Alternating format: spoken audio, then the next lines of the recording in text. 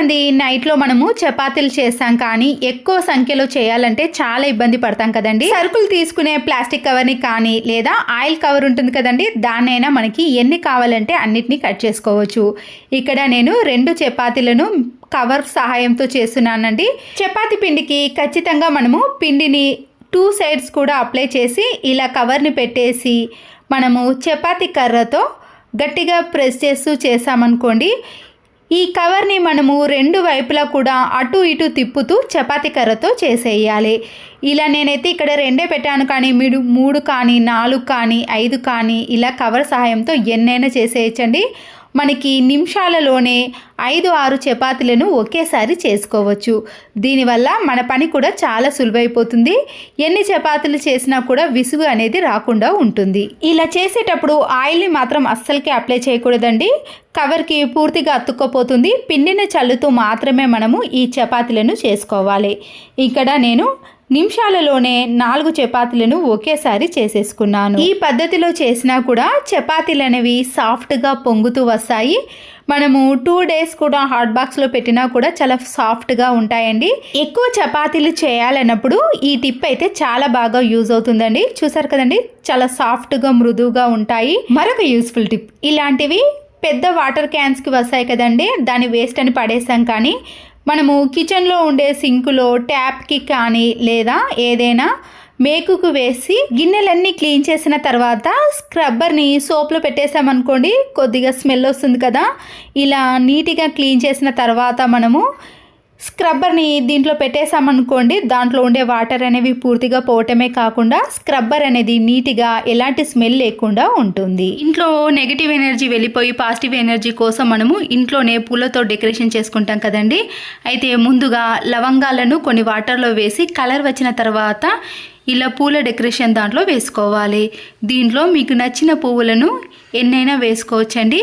అంతేకాకుండా ఇలా మనము ఒక్కరోజు వేసిన పూలు 4-5 డేస్ వరకు కూడా ఫ్రెష్గా ఉంటాయండి. ఒక్క పువ్వు కూడా వాడిపోకుండా ఉండాలి అంటే ముందుగా మన ఇంట్లో ఉండే చాలా రకాల ఫుడ్ కలర్స్ ఉంటాయి కదండి, దాంట్లో మీకు నచ్చిన ఫుడ్ కలర్స్ని ఏదైనా తీసుకోవచ్చు.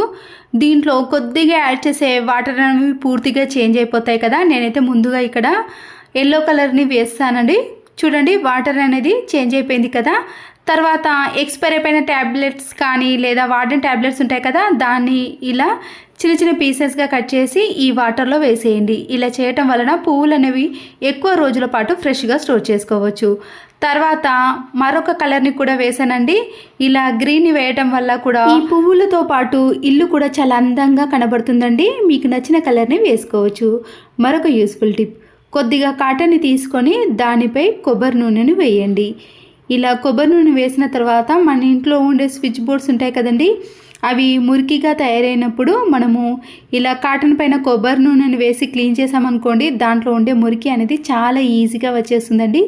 మీరు పవర్ ఆఫ్ అయిపోయినప్పుడు కానీ లేదా స్విచ్ బోర్డు అనేది ఆఫ్ చేసుకొని ఈ క్లీనింగ్ అనేది చేసుకోవాలి.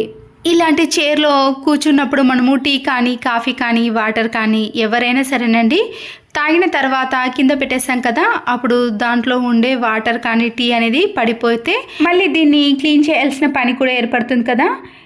వైట్ కలర్ ప్లాస్టర్ కానీ లేదా ఏదైనా కలర్ ప్లాస్టర్ ఉన్నప్పుడు అయిపోతున్న ప్లాస్టర్ని తీసుకొని ఇలా చైర్ హ్యాండిల్ చుట్టూ 2 చుట్లు తిప్పేసి మనము ఈ ప్లాస్టర్ని పెట్టేసామనుకోండి, తాగిన టీ కప్స్ కానీ గ్లాసులను కానీ ఈజీగా వేసుకోవచ్చు. బ్లౌజ్లకు ఉండే ఈ హుక్స్ అనేవి మనం వాషింగ్ మిషన్లో వేసినప్పుడు ఒక్కొక్కసారి బట్టలకు చిక్కుకోవటం లాంటివి లేదా బట్టలు ఆరేటప్పుడు ఇబ్బంది లాంటివి జరుగుతూ ఉంటాయండి. అలా కాకుండా ఉండాలంటే వీడియోలో చూపించిన మాదిరిగా ఈ హుక్స్ని ఇలా రౌండ్గా మలిచేసుకొని దానిపై రబ్బర్ బ్యాండ్ని వేసేయాలి. తర్వాత దీన్ని వాషింగ్ మిషన్లో వేసినా కానీ మనము బట్టలను ఎండలో ఆరబెట్టేటప్పుడు మన హెయిర్కి తగలటం లాంటివి అస్సలకే జరగదు. ఇలా నీట్గా ఉంటుంది. మందంగా ఉన్న శారీస్ కానీ ఇలా నెట్టెడ్ శారీస్ని మనము వేసుకున్నప్పుడు శారీ పిన్ ఉంటుంది కదండి, అది ఒక్కొక్కసారి షార్ప్గా లేనప్పుడు ఇలా ఎక్కువగా మలుచుకున్నప్పుడు మనము శారీ పిన్నును పెట్టేటప్పుడు ఇబ్బంది కలుగుతుంటుంది కదా. దీనికోసం మనం ముందుగానే సోప్ ఉంటుంది కదండి, ఏ సోప్ అయినా పర్వాలేదు, ఇలా సోప్ని తీసుకొని ఆ శారీ పిన్నిస్ని ఒక 2-3 టైమ్స్ పాటు ఈ సోప్కి గుచ్చేసేయండి. ఇలా గుచ్చేసేయడం వలన శారీ పిన్ అనేది మనము ఎన్ని కుచ్చుళ్ళు వేసుకున్నా కానీ, ఎంత మడతలు మలుచుకున్నా కానీ ఈ పిన్నిస్ అనేది శారీలోకి ఈజీగా వెళ్ళిపోతుంది. అంతే కదండి, ఇలా సోప్కి గుచ్చడం వలన శారీకి చిన్న చిన్న హోల్స్ అనేవి కూడా అస్సలకే పడవు. ఈ టిప్ నచ్చితే తప్పకుండా ఒక లైక్ చేయండి. మరొక యూస్ఫుల్ టిప్, బిర్యానీ బాక్స్ యొక్క క్యాప్స్ కానీ, వేస్ట్గా ఉన్న ప్లాస్టిక్ బాక్స్ల యొక్క మూతలు ఉంటాయి కదండి, వాటిని పడేయకుండా ఇలా ముందుగా స్కెచ్ పెన్తో కానీ లేదా కలర్ పెన్స్తో మీకు నచ్చిన డిజైన్స్ని ఇలాంటి మూతల పైన వేసుకోవాలి. ఇక్కడ నేను కుబేర ముగ్గును వేసుకున్నానండి పూజ గదిలో వేయటానికి. తర్వాత మన ఇంట్లో ఉండే దబ్బడం సూది కానీ లేదా పిల్లలకు సంబంధించినవి ఏవైనా ఇలాంటి షార్ప్గా ఉండేవి ఉంటాయి కదా, వాటిని తీసుకొని వేడి చేసి ఇలా బాక్స్ పైన చిన్న చిన్న హోల్స్ అనేవి చేసుకోవాలి. తర్వాత నేను ముగ్గు వేయడానికి కూడా చిన్న బాక్స్ని ప్రిపేర్ చేసుకున్నానండి. దానికి కూడా చిన్న హోల్స్ అనేవి చేసుకొని ఎక్కడైతే మనము ముగ్గు వేయాలనుకుంటున్నామో ఆ ప్లేస్లో ఈ మూతను పెట్టేసి ఇలా ముగ్గు వేసామనుకోండి, అందమైన చిన్న ముగ్గు అనేది మనము దేవుని గదిలో వేసుకోవచ్చు. ఇలాంటి క్యాప్స్ ఉంటే మనము ఎన్నిటినైనా ప్రిపేర్ చేసుకోవచ్చు. మరొక యూస్ఫుల్ టిప్, అయిపోయిన ట్యాబ్లెట్స్ ఉంటాయి కదండి, దాంట్లో నుంచి ఒక 2 తీసుకొని కవర్లో కానీ పేపర్లో వేసుకొని స్మాష్ చేసుకోవాలి. ఇలా పూర్తిగా పొడి చేసుకున్న దానిని చిన్న బౌల్లో కొన్ని హాట్ వాటర్ని తీసుకొని ఈ ట్యాబ్లెట్ పొడిని అందులో కలిపేసేయండి. దీన్ని మనము నైట్లో కానీ లేదా ఎక్కువగా బొద్దింకలు తిరుగుతున్న ప్లేస్లో వాష్ బేసిన్లో కానీ బాత్రూంలో కానీ సింకులో కానీ ఈ వాటర్ని వేసామనుకోండి, ఈ స్మెల్కి బొద్దింకలు కానీ బల్లులు కానీ ఆ ప్లేస్లోకి రాకుండా ఉంటాయి. బ్యాడ్ స్మెల్ కూడా అస్సలకే రాదు. ఒక బౌల్లో కోల్గేట్ పేస్ట్ని వేసిన తర్వాత మన ఇంట్లో ఉండే వెనిగర్ ఎలాంటిదైనా సరేనండి, చిల్లీ వెనిగర్ కానీ వైట్ వెనిగర్ని కొద్దిగా యాడ్ చేయండి. ఇలా వెనిగర్ని వేసిన తర్వాత వాటర్ని కూడా ఒక 2-3 డ్రాప్స్ అనేది కలిపేసేయండి. ఏదైనా క్లాత్పై ఈ వాటర్ని వేసిన తర్వాత గోడలపైన ఏవైనా గీతలు కానీ కలర్స్ కానీ వేసినప్పుడు లేదా జిడ్డు ఎక్కువగా ఉన్నప్పుడు మనము ఈ క్లాత్తో అప్లై చేసామనుకోండి, చాలా వరకు మరకలు అనేవి పోతాయి. కొద్దిగా లైట్గా మాత్రమే కనిపిస్తుందండి.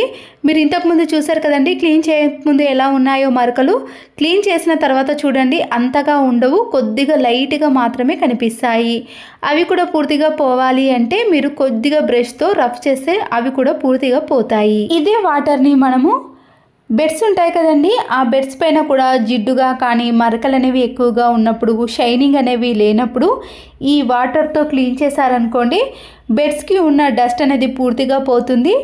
బెడ్స్ కూడా మంచి షైనింగ్లోకి నీట్గా తయారవుతాయి. వైపర్ స్టిక్ ఉంటుంది కదండి, ఇలా పై భాగాన క్యాప్ ఉంటుంది కదా, దాంట్లో కొద్దిగా వెనిగర్ని వేసేయండి. మనం వేసిన వాటర్ అనేవి ముందు ఉన్న హోల్లో నుంచి బయటకు వస్తుందండి.